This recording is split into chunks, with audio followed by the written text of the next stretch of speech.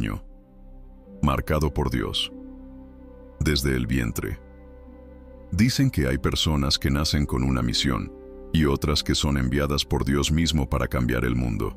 Vicente Ferrer fue una de ellas. Corría el año 1350 en la ciudad de Valencia, España, cuando un matrimonio piadoso, Guillermo Ferrer y Constanza Miguel, recibió la noticia que cambiaría su vida. Esperaban un hijo.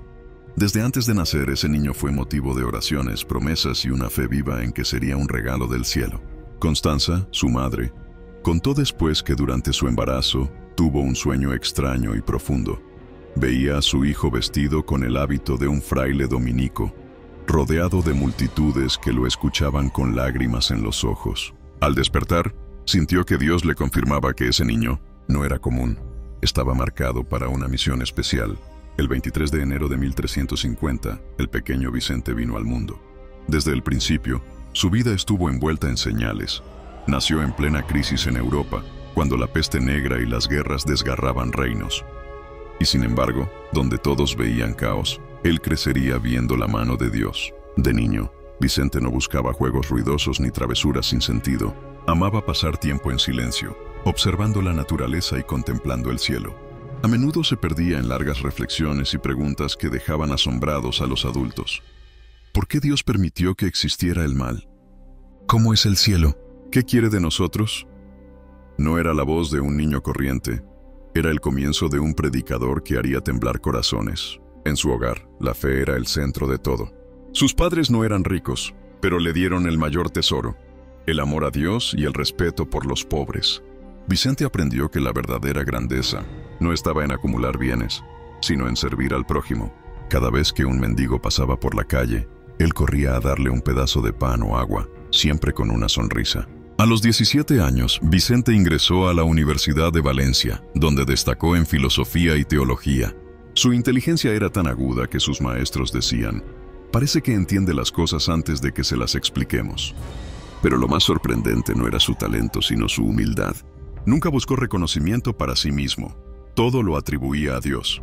Un momento decisivo ocurrió cuando conoció a los frailes dominicos. Al verlos predicar con fervor y enseñar la palabra con claridad, sintió que había encontrado su lugar. Pasaba horas escuchando sus sermones y se decía: «Yo quiero dedicar mi vida a esto, a llevar a Cristo a todos, aunque tenga que recorrer el mundo entero».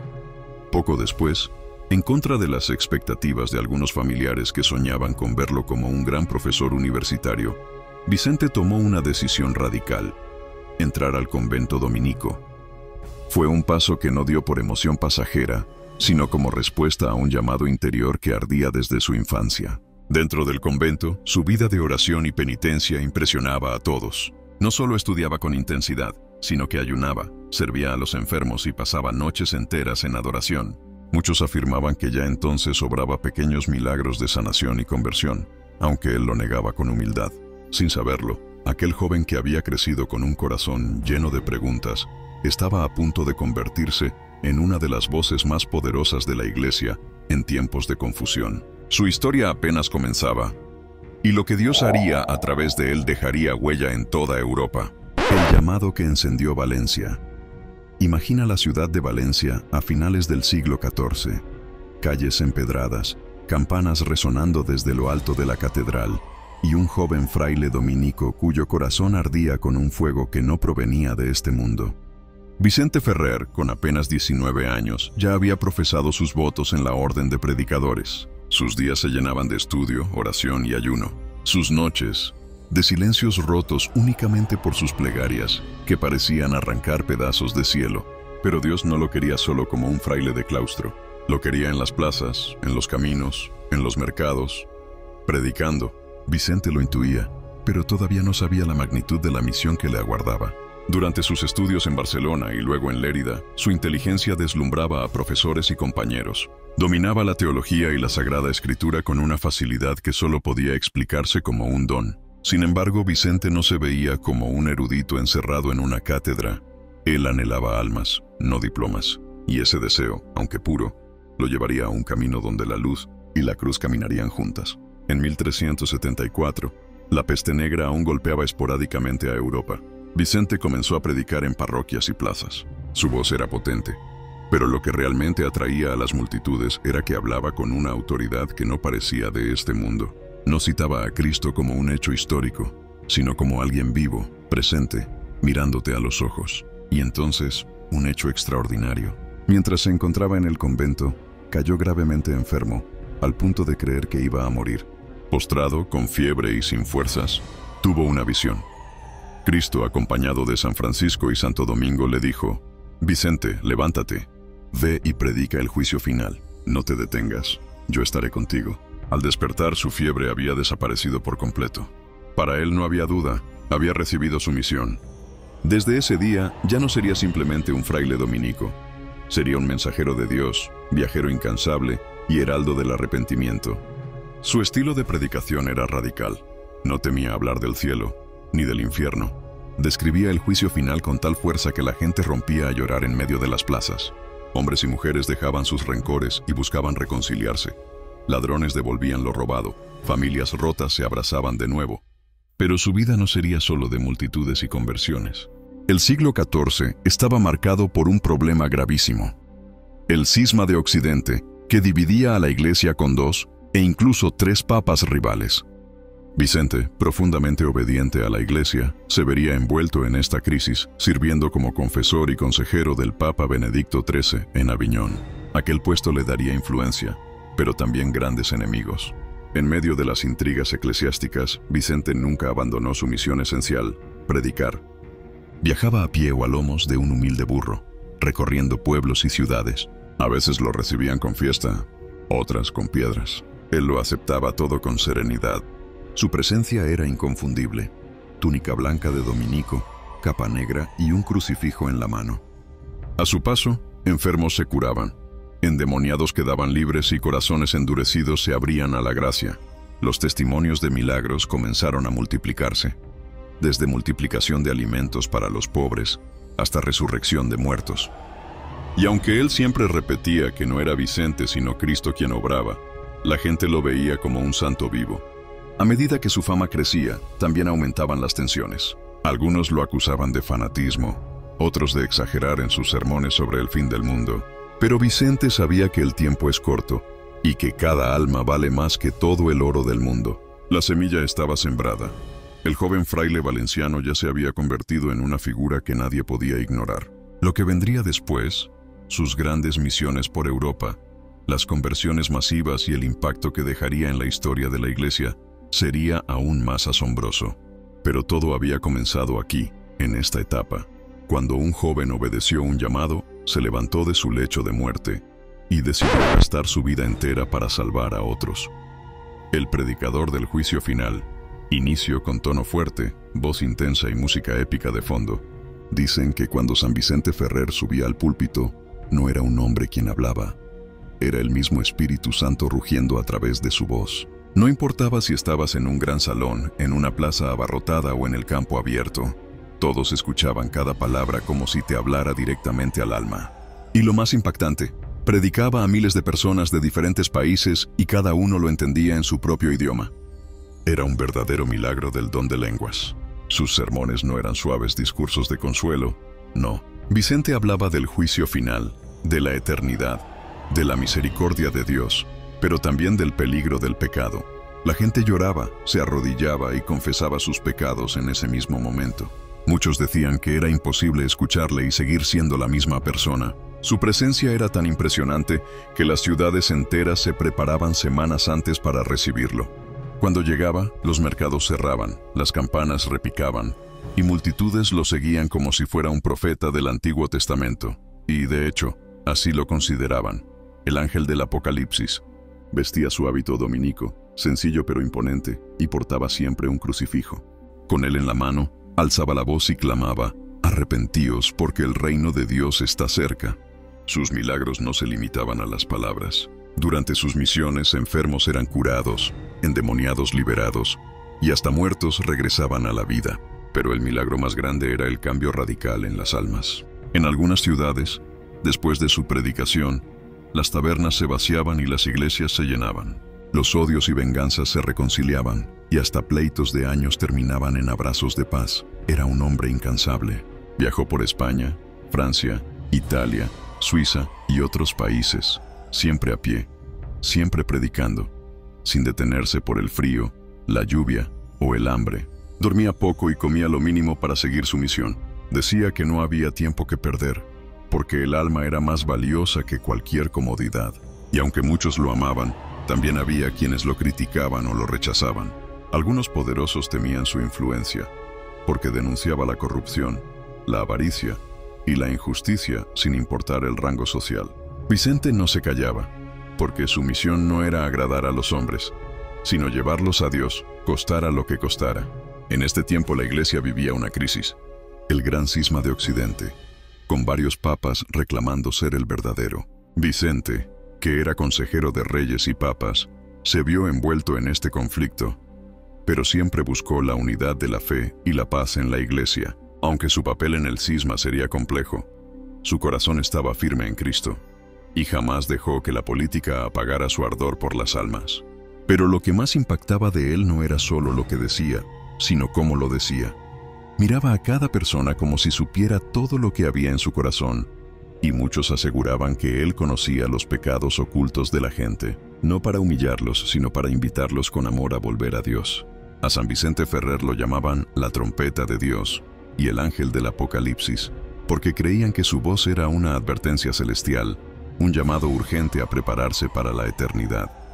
Y mientras su fama crecía, también crecía el número de conversiones. Pueblos enteros cambiaban su forma de vivir después de escucharlo.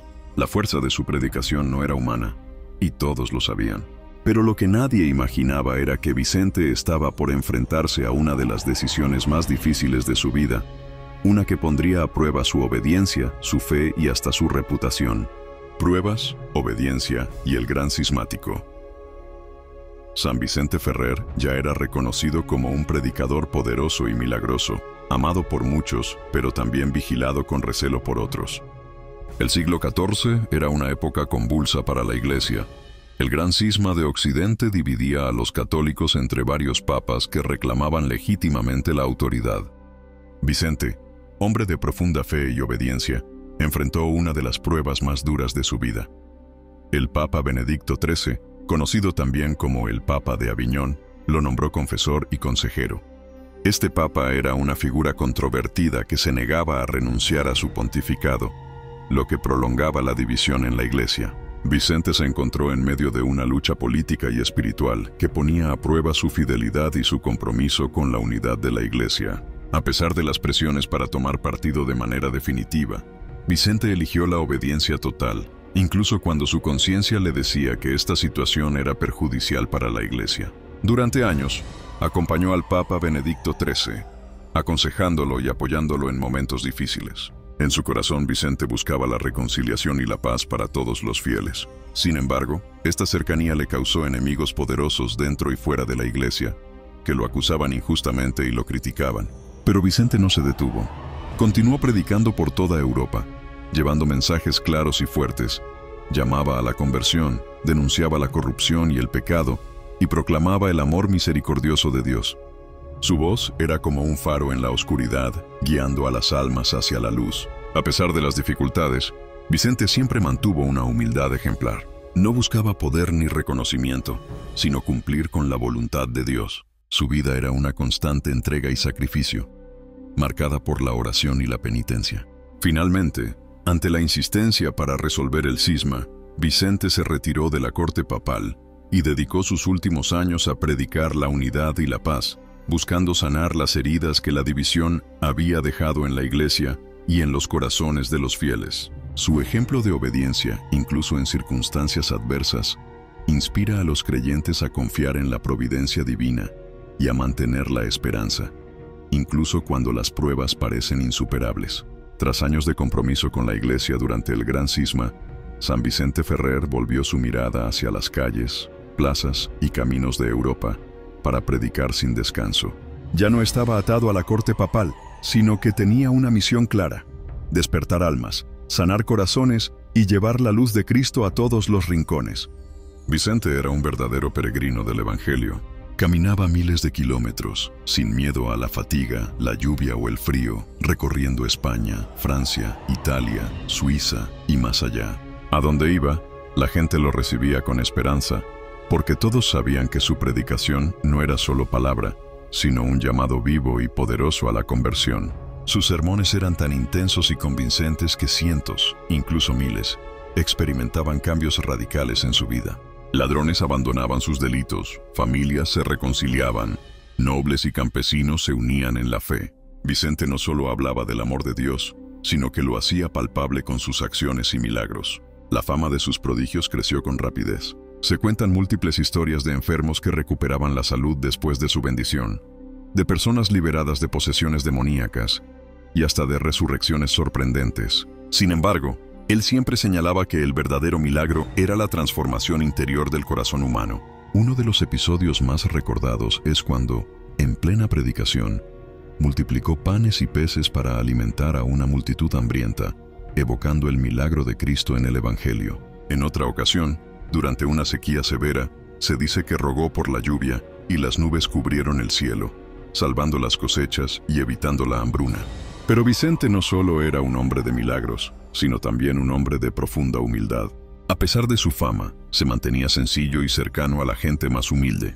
Prefería dormir al aire libre o en refugios precarios antes que buscar comodidades. Su única riqueza era la fe y el amor por las almas. Durante esta época, sus misiones se multiplicaron y extendieron. Recorrió ciudades enteras, predicando día y noche, sin descanso, impulsado por la urgencia de su mensaje, el arrepentimiento y la preparación para la vida eterna. Sin embargo, esta vida intensa y sacrificada no estuvo exenta de dificultades. En más de una ocasión fue atacado por enemigos de la fe o por aquellos que veían en él una amenaza a sus intereses. Pero Vicente siempre respondía con paciencia y amor, convencido de que la fuerza de Dios era más poderosa que cualquier oposición humana. Su vida era un ejemplo vivo de entrega total a la voluntad divina, y su legado quedó grabado en la historia como uno de los mayores predicadores y santos de la Iglesia Católica. Legado eterno, la llama que no se apaga. San Vicente Ferrer, el apóstol incansable, dedicó su vida entera a predicar el amor y la misericordia de Dios. Desde sus primeros años como fraile dominico, hasta sus últimos días como predicador itinerante, su testimonio fue luz en tiempos de oscuridad, esperanza para los desesperados y consuelo para los afligidos. Su obra no terminó con su muerte en 1419, sino que se expandió a través de los siglos, inspirando a miles a vivir una fe auténtica y profunda. Fue proclamado santo por el Papa Calixto III en 1455, y su legado sigue vivo en la Iglesia, especialmente en las congregaciones dominicas y en todos aquellos que buscan un encuentro verdadero con Dios. Su vida nos recuerda que, aunque el mundo esté lleno de dificultades y divisiones, la fuerza del amor y la obediencia a Dios pueden transformar corazones y cambiar destinos. San Vicente Ferrer nos invita a no temer a los desafíos, sino a enfrentarlos con valentía y confianza en la gracia divina. Oración a San Vicente Ferrer. Glorioso San Vicente Ferrer, apóstol ardiente y fiel servidor de Cristo, tú que llevaste la luz de la verdad a los corazones cansados, intercede por nosotros ante el Padre Celestial. Que tu ejemplo nos inspire a vivir con fe profunda, a predicar con amor y a ser instrumentos de paz en este mundo. Ayúdanos a perseverar en la oración y en la caridad, y a acercarnos siempre más a Jesús, camino, verdad y vida. Amén. Llamado a la acción. Si esta historia de San Vicente Ferrer te ha tocado el corazón, no olvides darle like para que más personas conozcan su vida y legado. Suscríbete a nuestro canal para formar parte de la comunidad de creyentes más grande, donde juntos podemos crecer en fe y amor. Comparte este video con tus amigos y familiares, para que la llama de San Vicente siga encendiendo almas en todo el mundo. Gracias por ser parte de esta misión.